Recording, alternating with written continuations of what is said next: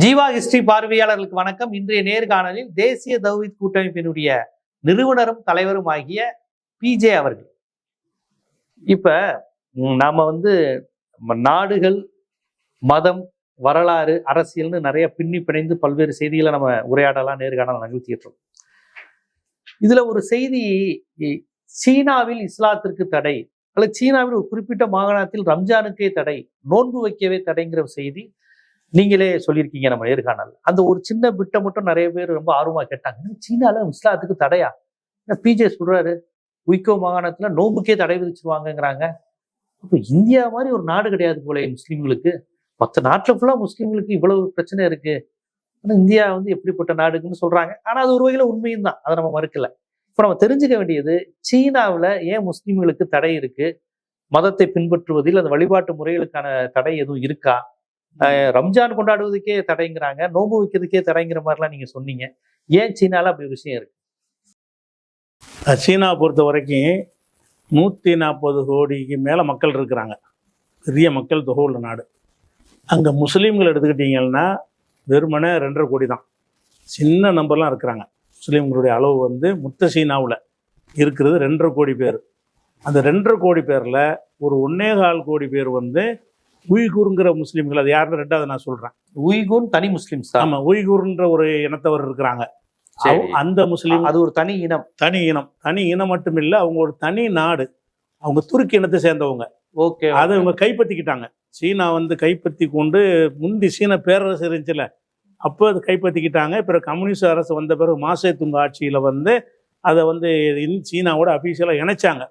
இணைச்சதுனால நம்மளை அடக்குமுறை செய்கிறாங்கன்னு சுதந்திர போராட்ட உணர்வு இருக்கும்ல, அதன் அடிப்படையில் அவங்க சீனா அரசாங்கத்தை எதிர்த்து சில வேலைகள்லாம் செஞ்சாங்க ஆரம்பத்தில்.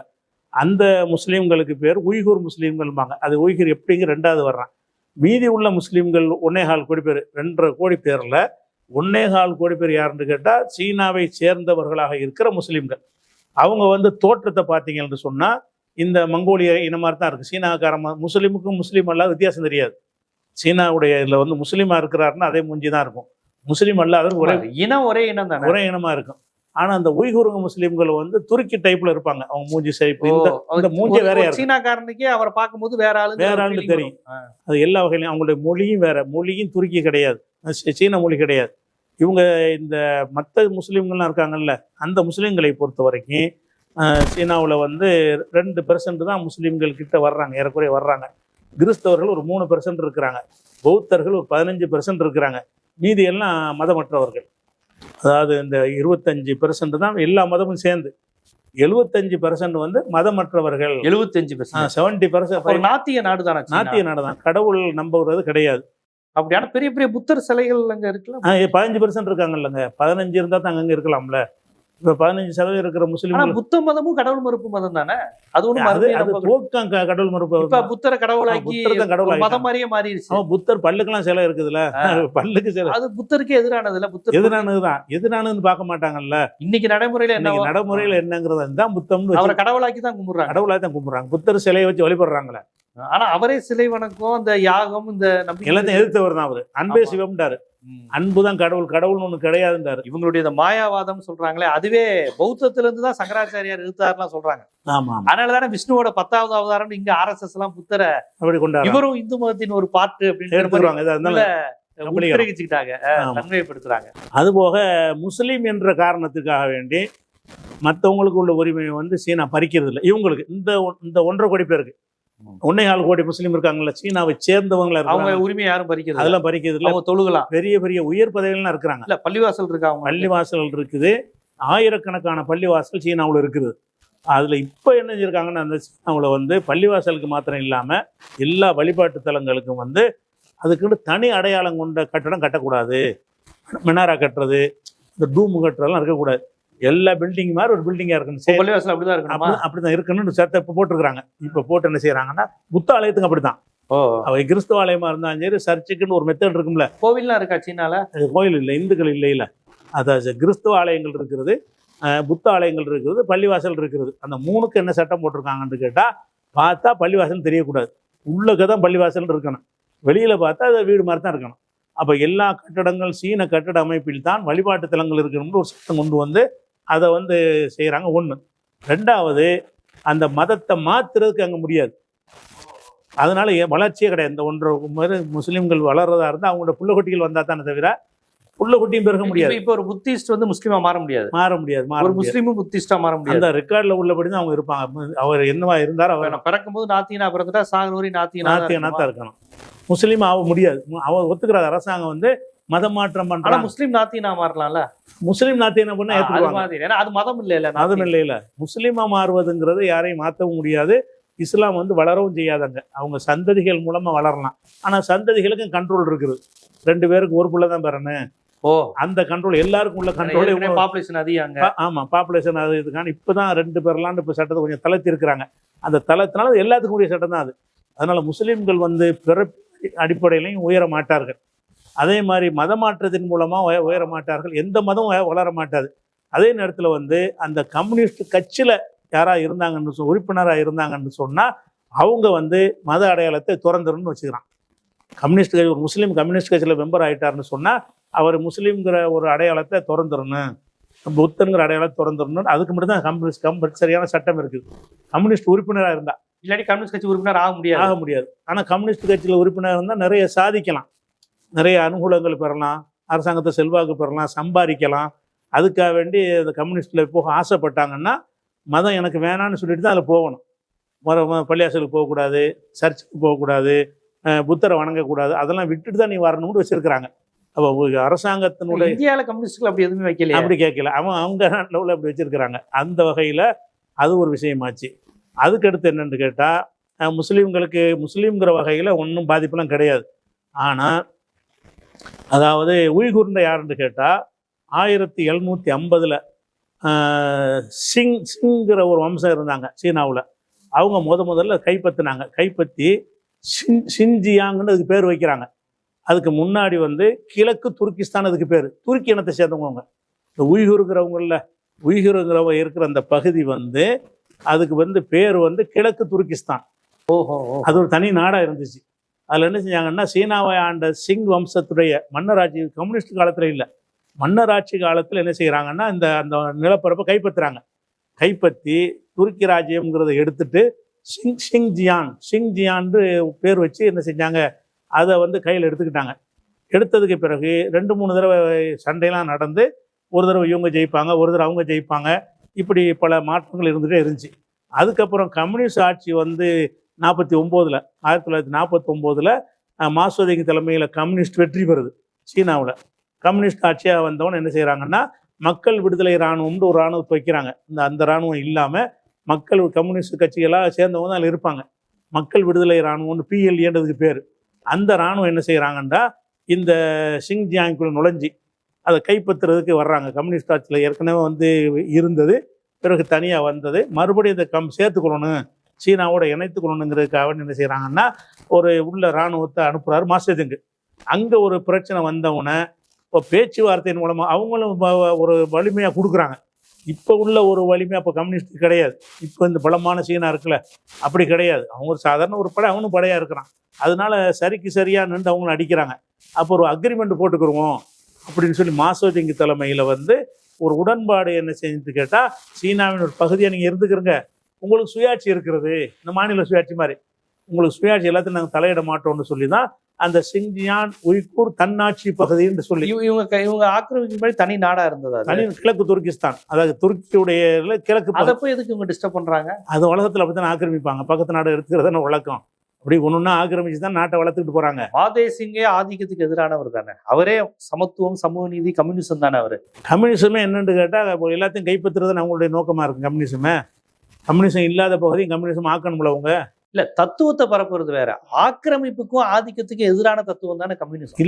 இல்லங்கிறது இது ஆதாரம். இது ஏன் இவருடைய நடைமுறை அப்படி இருக்கு. ஆனா கம்யூனிச தத்துவம் அப்படி கிடையாது. தத்துவம் இல்லாட்டா எல்லாரும் மாசேதுமே அது அந்த நாட்டு படம் எடுத்து போறாரு. அது ஒரு தனியா இருந்துகிட்டு இருக்குது. அதுக்கு மக்கள் விடுதலை இராணுவத்தை அனுப்புறாரு.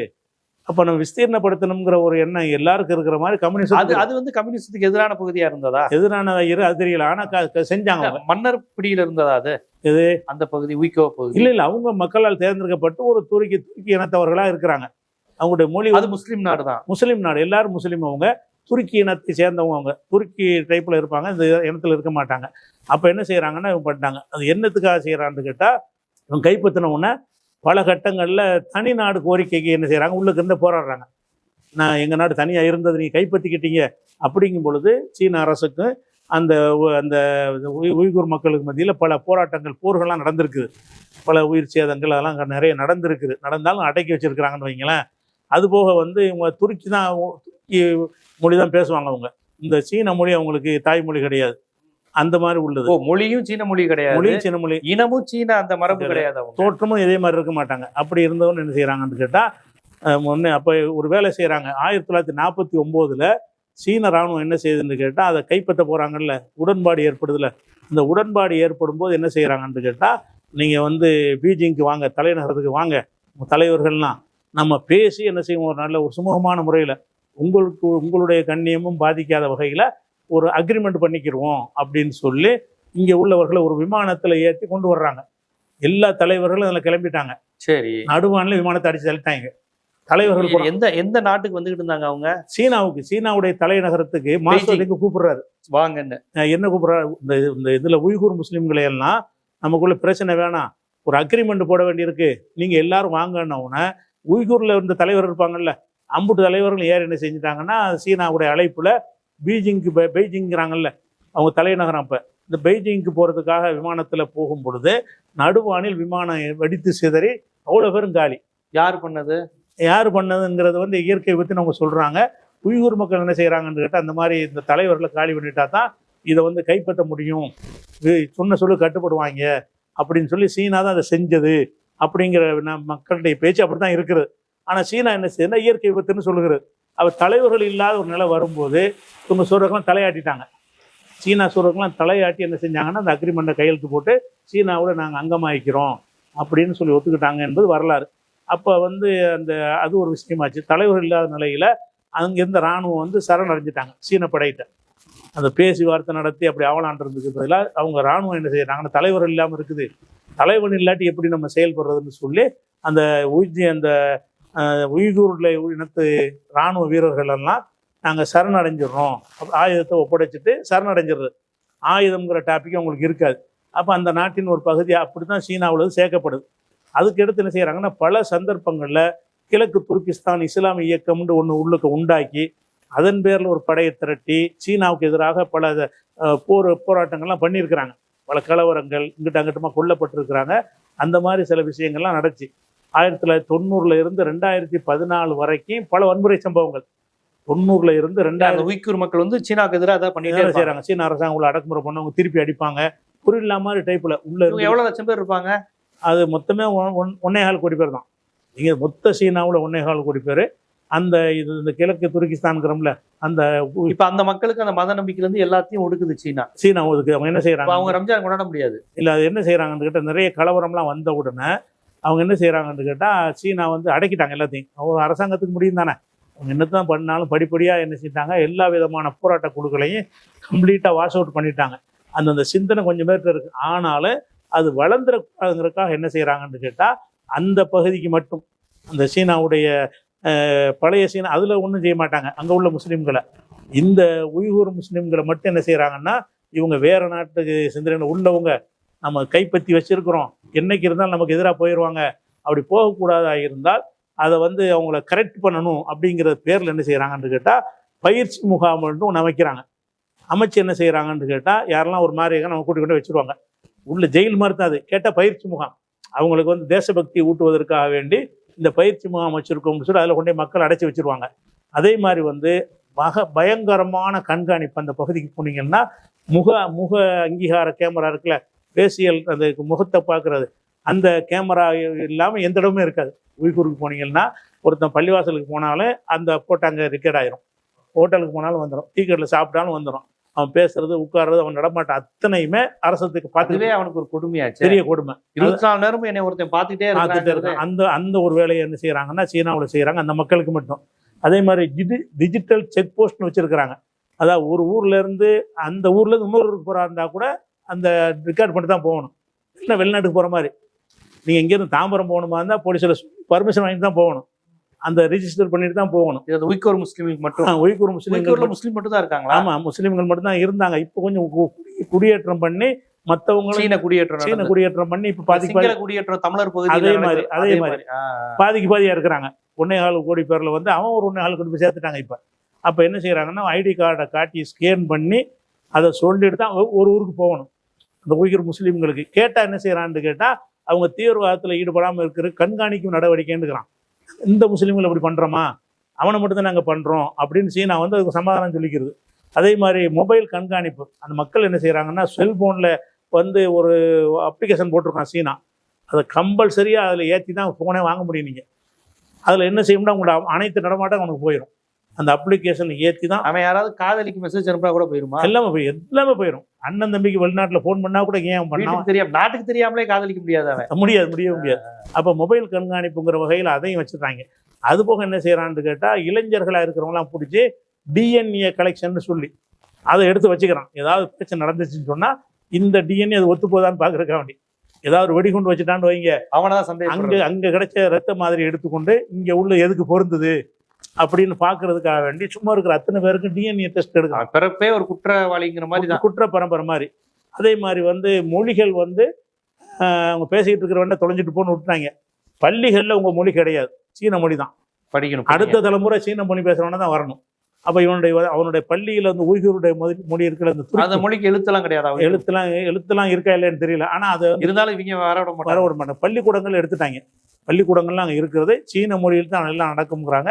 இப்போ உள்ள அந்த உய்கூர் மக்களுடைய பிள்ளைகள்லாம் சீன மொழி தான் பேசுகிறாங்க. அவங்க வழக்கத்துடைய மொழியை சீனாவில் தான் எழுதுவாங்க, சீனாவில் தான் படிப்பாங்க, சீன மொழியெல்லாம் சிந்திப்பாங்க அப்படிங்கிற ஒன்று இருக்குது. அதுபோக என்ன செய்கிறான்னு கேட்டால் இவங்களை கண்காணிக்கிறதுக்கு அவனை சந்தேகப்பட்டான்னு சொன்னால் உங்கள் வீட்டில் வந்து என்ன செய்யணும், சந்தேகப்படுறான்னு வைங்களேன், அவன் வந்து 3 நாளைக்கு உங்கள் வீட்டில் தங்குவான். யார் வராது, அரசு அதிகாரி உங்களை கண்காணிக்கிறங்கிற பேரில் அது உரிமை இருக்குதான். உய்கூர் முஸ்லீமுடைய வீட்டில் போய் ஒரு சீன அதிகாரி என்ன செய்வார்னா இவங்களை கண்காணிக்கிறதுக்காகன்னு சொல்லி 3 நாளோ 1 வாரமோ 1 மாசமோ தங்குவார். அவருக்கு நம்ம சாப்பாடெல்லாம் போடணும், நம்முடைய எல்லா நடவடிக்கையும் கண்காணிப்பார், கண்காணித்து தகவல் கொடுப்பாரு. இப்படி ஒரு வீட்டில் இன்னொருத்தன் குடியிருந்து கண்காணித்தல் எவ்வளோ பெரிய கொடுமை. கேட்டால் அதுக்கு என்ன செய்கிறாங்கன்னு கேட்டால் இவங்க தீவிரவாதத்துக்கு போயிடக்கூடாது, தனிநாடு கேட்டக்கூடாதுங்கிறதுக்காக நாங்கள் கண்காணிக்கிறோம் அப்படின்னு சொல்கிறாங்க. அதே மாதிரி வந்து ஆடை விஷயம் இருக்குல்ல, பெண்கள் இந்த புர்கா அணிகிறது, ஆண்கள் தாடி வைக்கிறது, இந்த ரெண்டுக்கும் வந்து அங்கே தடை போட்டிருக்கிறாங்க. உய்கூரில் உள்ளவங்க தாடி வச்சுட்டு வந்தால் நீ தீவிரவாதி, நீ வந்து தனிநாடு கேட்கக்கூடிய ஒரு ஆளுன்றாங்க. அந்த மாதிரியான விஷயத்துக்கு கடுமையான ஒரு கட்டுப்பாடு இருக்குது. ரமலான் நோன்பு வைக்கிறதுக்கு வாயு எழுத்தில் கிடையாது. ரமலான் நோன்பு வைக்கிறதுக்கு வந்து வைக்கக்கூடாது, வாய்மொழி உத்தரவு தான். ஒரு அதிகாரி என்ன செய்வார்னா நோன்பு வச்சுட்டு வந்தான்னு சொன்னால் வெளியே போடான்றார். ஒன்றும் செய்ய முடியாது, எழுத்தில் ரிட்டனில் இல்லாது, ரிட்டனை நிரூபிக்க இயலாது. அந்த வாய்மொழியில் உத்தரவு போட்டு வச்சிருக்கிறாங்க. இது ஒரு கட்டுப்பாடு வச்சிருக்கிறாங்க. இந்த முஸ்லீம்கள் மட்டும்தான். அது மாதிரி மறுவாழ் முகாம்கள் வச்சு நான் சொன்ன ட்ரைனிங் கொடுக்குறாங்கன்ட்டு அது ஒன்று இருக்குது. அப்போ இதில் வந்து ரொம்ப அமைதியான முறையில் ஃபோனில் பேசக்கூட முடியாமல் பயந்து தினம் செத்து பிழைக்கிறாங்க. எந்த ஒரு யாராலையும் இதை ஜீரணிக்க முடியாது. இப்படி ஒரு ஏறக்கூடிய சிறை மாதிரி உள்ளது தான் இது. சிறை வாழ்க்கையில் எப்படி ஒரு மனிதனுக்கு இருக்குமோ அந்த மாதிரி ஜெயிலுக்குள்ளே இருக்கிற மாதிரியான ஒரு அமைப்பில் தான் அவங்க வாழ்ந்துக்கிட்டு இருக்கிறாங்க. அப்போ இந்த வகையில் வச்சுக்கணும்னு சொன்னால் இது ஒன்று. அது போக என்னன்னு கேட்டால் சீனாவுடைய நிலப்பரப்புல வந்து 6/1 இவங்க இருக்கிறாங்க. பெரிய நிலப்பரப்பு. நிலப்பரப்பு பெருசு. நிலப்பரப்பு லேண்டுக்காக தான் பிடிச்சி வச்சிருக்காங்க. ஆமா, பெரிய. அது மூலம் இப்ப காஷ்மீர்னா ஆப்பிள் மாதிரி அங்க ஏதாவது கனிம வளங்கள் இருக்கா? கனிம வளம் பூரா அங்கதான் இருக்குது. அப்ப அவனோட கண்ணே அதுதான், அதுலதான் இருக்கான். அப்ப கனிம வளங்கள் நிறைய இருக்கிறதுனாலதான் இருந்தா இவ்வளவு ஆர்வம். அதனால என்ன செய்யறாங்கன்னு கேட்டா அதாவது சீனாவுடைய மொத்த நிலப்பரப்புல 6 பிரிச்சிகள்னா 1 பங்கு இவங்க இருப்பாங்க. அந்த 1 பங்குல 1.5 கோடி பேர், மீதி 5 பங்குல வந்து 140 கோடி பேர்னா பாருங்களேன். சீனாவில் 140 கோடி பேர் இருக்கிறான் 5 மடங்கு இடத்துல. இவன் அதில் 1 மடங்கு இடத்துல என்ன செய்யறான்னு கேட்டால் 1.5 கோடி தான் இருக்கிறான். அப்போ மக்கள் ரொம்ப கம்மி, இடம் ரொம்ப பிரம்மாண்டமான வளர்ச்சி உள்ள ஒரு பகுதியாக இருக்குது அந்த உய்கூருக்கு. நிலப்பரப்பு ஜாஸ்தி. அது போக என்னன்னு கேட்டால் அதில் வந்து இதில் வந்து இன்னொரு விஷயம் என்னன்னு கேட்டால் புவியியல் ரீதியாக எடுத்துக்கிட்டீங்கன்னு சொன்னால் அந்த உய்கூர் மக்கள் இருக்காங்கல்ல, இந்த பிடிச்சி வச்சுக்கிறான்ல, அந்த பகுதிக்கு வந்து இந்தியாவிலையும் பார்டர் இருக்கிறது, பாகிஸ்தான்லயும் பார்டர் இருக்குது. எதுக்கு? உய்கூருக்கு இந்தியா பார்டர் இருக்கா? எந்த பகுதி வரும்? இந்தியா பார்டர்னா இந்த காஷ்மீர் பகுதியெல்லாம் வரும். இந்தியா பார்டர் இந்தியா பார்டர்ல இருக்குது. பாகிஸ்தானுக்கு அவங்களுக்கு பார்டர் இருக்குது, ஆப்கானிஸ்தானுக்கு பார்டர் இருக்குது, ரஷ்யாவுக்கும் 8 நாடுகளோட எல்லையை பகிர்ந்துக்கிறது அந்த ஒரு மாநிலம் மட்டும், அந்த உய்கூர் மாநிலம் மட்டும். அதனால என்ன செய்யறாங்கன்னா அந்த இடம் நம்மள்ட்ட கண்ட்ரோல்ல இருக்கணும், அது ஒழுங்கா இல்லாட்டி இந்தியா உள்ள உள்ள வந்துருவான், வந்துரும், பாகிஸ்தான் உள்ள பாகிஸ்தான் வந்துரும், ஆப்கான் உள்ள வந்துருவான், ரஷ்யா வந்துருவாங்கிறதுனால ரஷ்யா பார்டராவும் இருக்காது. ரஷ்யாவும் பாடுறாங்க 8 நாடுகள்.